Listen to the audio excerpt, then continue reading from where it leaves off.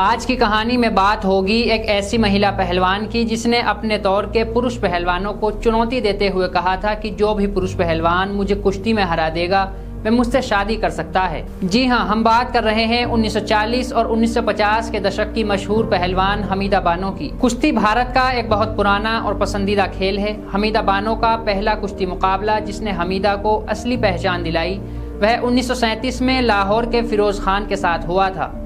उस मुकाबले में हमीदा बानो ने फिरोज खान को हरा दिया था। इसके बाद से लोग उन्हें अमेजन ऑफ अलीगढ़ कहने लगे थे। कुश्ती से भारतीय पहले से ही जुड़े रहे हैं, लेकिन इस पर पहले से ही पुरुष वर्ग का प्रभुत्व रहा है। हमारे समाज में ऐसा माना जाता है कि कुश्ती पुरुषों का खेल है, क्योंकि इस खेल में ताकत की आवश्यकता होती है और क्योंकि महिलाएं कमजोर होती हैं इसलिए वे कुश्ती में पार्टिसिपेट नहीं कर सकती। लेकिन हमीदा बानो ने समाज के इस मिथक को तोड़ा और पुरुषों को उनके ही खेल में हरा दिया और भारत की पहली पेशेवर महिला पहलवान बन गई। हमीदा बानो की सफलता को सराहते हुए गूगल ने उनका गूगल डूडल भी बनाया है। हमीदा बानो का जन्म सन 1900 में उत्तर प्रदेश में हुआ था, जब खेलों में महिलाओं की भागीदारी को हतोत्साहित किया जाता था। उन्होंने इस प्रथा को चुनौती देने के लिए पहलवानों के क्षेत्र में प्रवेश किया और पहलवानों में अपने वक्त के दिग्गज पहलवानों को हराते हुए अपनी एक अलग पहचान बनाई और वे जल्द ही भारत की पहली रिकॉर्डेड महिला पहलवान बन गईं। पहलवान हमीदा बानो का जन्म मिर्जापुर में हुआ था। वे सलाम नाम के पहलवान के पास कुश्ती का प्रशिक्षण लेने के लिए अलीगढ़ आई थी। अलीगढ़ से ही उन्होंने अपने पेशेवर कुश्ती करियर की शुरुआत की थी।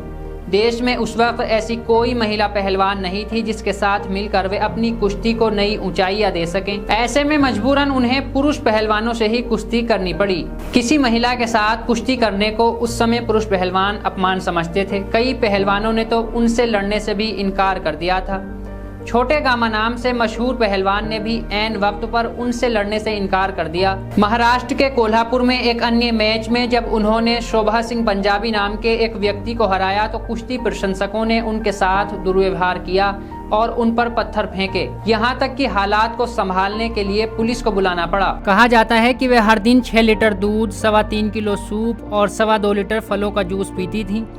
इसके साथ ही वे 1 चिकन, 1 किलो मटन, 450 ग्राम मक्खन, 6 अंडे और बादाम, 2 बड़ी रोटियां और 2 प्लेट बिरयानी खाती थी। दिन के 24 घंटों में से वे 9 घंटे सोती थीं और 6 घंटे एक्सरसाइज करती थीं और बाकी समय खाना खाती थीं। भारतीय पहलवान हमीदा बानो ने 1954 में मुंबई में रूस की वीरा चेस्टेलिन को 1 मिनट से भी कम समय में हरा दिया था। तब उन्होंने कहा था कि वे यूरोप जाकर यूरोपीय पहलवानों से कुश्ती लड़ेंगी। हालांकि हमीदा बानो के ट्रेनर सलाम पहलवान नहीं चाहते थे। गुस्साए सलाम ने डंडे से मारकर हमीदा के हाथ और पैर तोड़ दिए और अपने करियर की ऊंचाई पर उन्हें इस चोट से उबरने में काफी समय लगा। इसके बाद वे कुश्ती जगत से गायब सी हो गईं। कहा जाता है कि बाद में उन्होंने दूध बेचकर अपना गुजारा किया। आज की कहानी आपको कैसी लगी कमेंट बॉक्स के माध्यम से बताएं। ऐसी ही सक्सेस स्टोरीज देखने के लिए हमारे चैनल को सब्सक्राइब करें और इस वीडियो को लाइक और शेयर करें।